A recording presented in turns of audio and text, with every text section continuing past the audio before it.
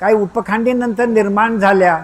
आता तर अशी प्रथा झालेली आहे की श्री दत्तात्रय प्रभूंचं कुठले मांडलिक स्थान इकडे निर्माण झालं की त्याला खंडित म्हणतात, पण वास्तविक तसं नाही आहे.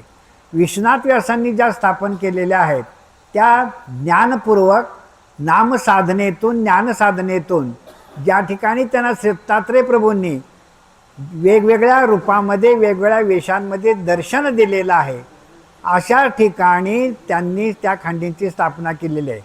आणि शक्यतो मुख्य खंडी ज्या आहेत त्या एकांत स्थळामध्ये, लक्षात ठेवा.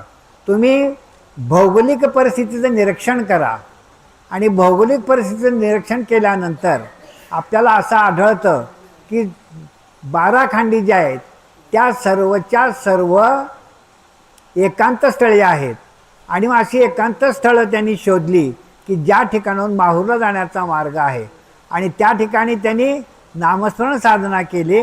आता श्री दत्तात्रय प्रभूंचं कसं आहे, मूळ अवधूत वेश आहे, ऋषीवेश आहे, परंतु श्री दत्तात्रय प्रभूंची प्रवृत्ती अशी आहे की ते वेगवेगळ्या रूपामध्ये वेगवेगळ्या वेशामध्ये भक्तांना काय भेटी देत असतात.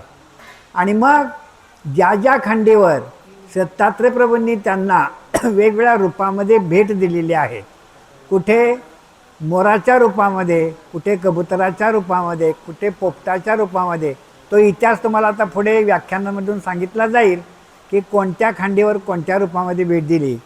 तर श्री दत्तात्रय प्रभूंनी पंडित विश्वनाथ व्यासांना वेगवेगळ्या वेशामध्ये ज्या ठिकाणी भेट दिली त्या ठिकाणी त्यांनी काय केलं, माहूरवरून विशेष बोलावून घेतले. कारण ते सुद्धा चर्यावंत पुरुष होते आणि चर्यावंत असल्यामुळे त्यांनीसुद्धा माहूरला जाण्याचं टाळलेलं होतं. तर माहूरहून तसे विशेष त्यांनी प्राप्त करून त्या ठिकाणी ओटा तयार करून त्या ओट्यामध्ये त्या विशेषाची स्थापना करून खंडीची निर्मिती केली की या खंडीपासून माहूरचा जो पर्वत आहे, जो श्री दत्तात्रय प्रभूंच्या चरणी चरणांकित आहे, जी कोरी भूमिका आहे, त्या ठिकाणी जाण्याचा मार्ग जिथून उपलब्ध आहे त्या ठिकाणी त्यांनी एकांत स्थळामध्ये नामस्मरण करून या खंडींची काय केली आहे, स्थापना केलेली आहे. आणि म्हणून